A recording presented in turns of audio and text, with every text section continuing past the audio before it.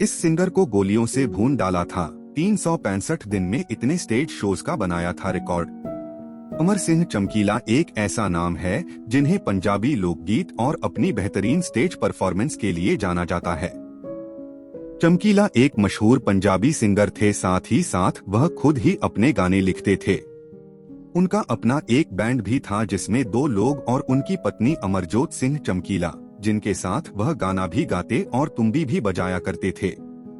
वह सिर्फ भारत में ही नहीं बल्कि दुनिया भर में मशहूर थे।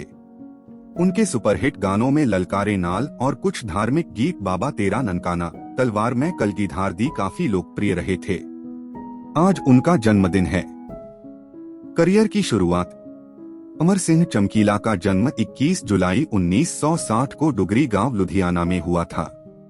पढ़ाई पूरी करने के बाद वह इलेक्ट्रीशियन बनना चाहते थे, लेकिन उन्हें नौकरी एक कपड़े की मिल में मिली। उन्हें संगीत का शौक था तो कुछ सालों में वह हारमोनियम और ढोलकी बजाना सीख गए। 18 साल की उम्र में उनका मिलना सुरेंद्र शिंदा से हुआ।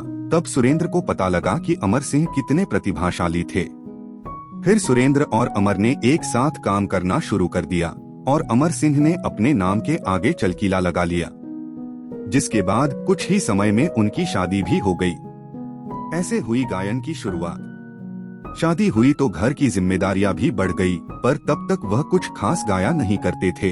वह ज्यादातर सुरेंद्र के लिए गाने लिखा करते थे। पैसों की जरूरत के चलते उन्होंने खुद सोलो परफॉर्मेंस देना शुरू कर दिया था। वह अक्सर अपने गाने में दुनिया की सच्चाई लोगों के सामने रखते थे। इसके चलते उनके गानों को लोग पसंद करने लगे। फिर धीरे धीरे उनकी लोकप्रियता बढ़ती चली गई। कुछ समय बाद चमकील ने सोनिया शिंदा के साथ मिलकर स्टेज परफॉर्मेंस देने लगे था।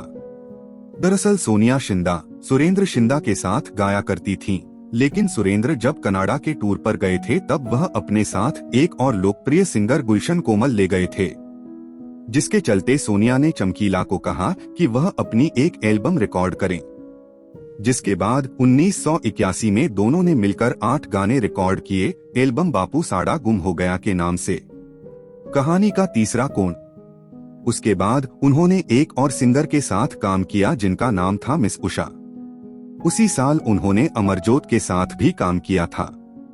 अमरजोत खुद भी काफी लोकप्रिय थीं। कुलदीप मानक जैसे जाने माने सिंगर के साथ भी वह काम कर चुकी थीं, जिसके बाद जल्द यह जोड़ी बहुत लोकप्रिय हो गई। इस लोकप्रियता को बरकरार रखने के लिए अमर सिंह चमकीला ने 23 मई 1983 में अमरजोत के साथ दूसरी शादी की थी। देखा जाए तो उनके सितारे इस शादी के बाद ही चमक उठे, क्योंकि शादी के कुछ ही साल में उन्होंने कई गाने रिकॉर्ड कर लिए और साथ ही साथ वह कनाडा, यूएस, दुबई और बहरीन जैसे देशों में भी लाइव परफॉर्मेंस देकर आए। उनका करियर चमक उठा, जिसके चलते उन्होंने लोगों की शादियों में भी परफॉर्मेंस देना शुरू कर दिया। उस समय में वह 4000 रुपए लिया करते थे।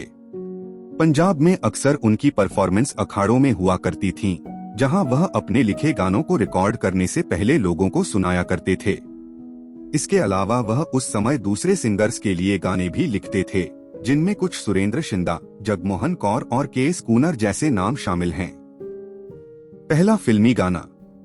कुछ सालों बाद 1985 में चमकीला ने बाबा तेरा ननकाना, नाम जप ले, तलवार में कलगीधार दी जैसे धार्मिक गीत भी रिकॉर्ड किए, जिसके चलते वह काफी लोकप्रिय हो गए और इनसे आए पैसों को उन्होंने दान कर दिया था। इनका एक गाना पहले ललकारे नाल 1987 में पहली बार फिल्म पटोला में भी दर्शाया गया था। एक रहस्यमयी हत्या। 1988 में जब चमकीला महसामपुर पंजाब में एक परफॉर्मेंस देने जा रहे थे, उस दौरान बाइक सवार बदमाशों ने उन्हें गोलियों से छलनी कर दिया। चमकीला के साथ उनकी पत्नी की भी हत्या कर दी गई थी। उस वक्त चमकीला की उम्र मात्र 27 साल थी। चमकीला को मारने वाले बाइक सवार बदमाश कभी नहीं पकड़े गए और न ही ये पता चला पाया कि उनकी मौत के पीछे कौन था।